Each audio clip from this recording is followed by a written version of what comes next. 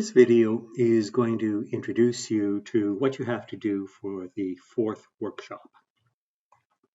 So fourth workshop is all about arrays, and it's really an extension of the workshop we did calculating temperatures previously. So we're going to create a file called temps2.c, and it's going to get a bunch of temperatures entered by the user that are stored in parallel arrays. It's going to print the title to the application, IPC temperature calculator, and this is V2 for our second version of it. And then it's going to ask the user to enter a day between 3 and 10. And this will be the number of days for which we're going to input temperatures. If you select a number outside the range of 3 to 10, it's going to prompt you to give a valid value, and it won't let you out until you do give it a valid value.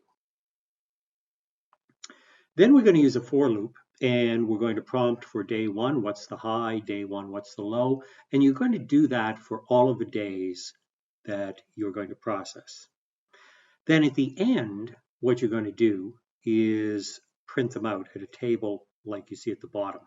So here's an output example. It's going to say IPC temperature calculator version 2. Please enter a number of days between 3 and 10. They enter 2. We say it's invalid. They enter 4, which is valid. Then we ask for the day high and low for each of 4 days. Finally, after they stop entering values for the highs and lows, we print out of a table of the days, the highs, and the lows. So that's what you have to do in part 1, and then you submit that. So in part 2, it's going to display the highest temperature and the day in which it occurred, the lowest temperature and the day in which it occurred, and it's going to calculate the average temperature for a period entered by the user. So they're going to select a number of days now for which you want to calculate the average. And that's one of the ways it differs from our first temperature program. Now, here is the example output. We enter a number of days, it picks up errors. We eventually say 5 days. We input the value for 5 days of highs and lows. It prints out the table. Then it says the highest temperature was 9 on day 2. The lowest was -9 on day 4.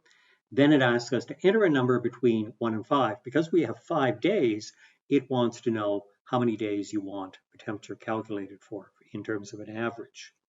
So we enter 6. 6 is invalid because it's greater than 5. We enter 3. It says the average up to day 3 is 2.67. So it calculated an average of the first 3 days. Enter a number between 1 and 5. And we enter 0. Once again, it says that's invalid. We enter 1, and it says the temperature up to day 1 is 2.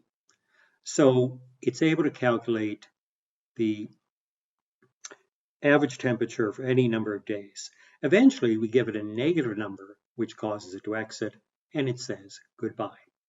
So this requires that you store the information in arrays because you have to keep the information available so you can print the table after the information has been entered. And in part 2, you have to be able to go and calculate the average for however many days they've asked for that particular average. So it gives you a reason why you need to store the original data in memory.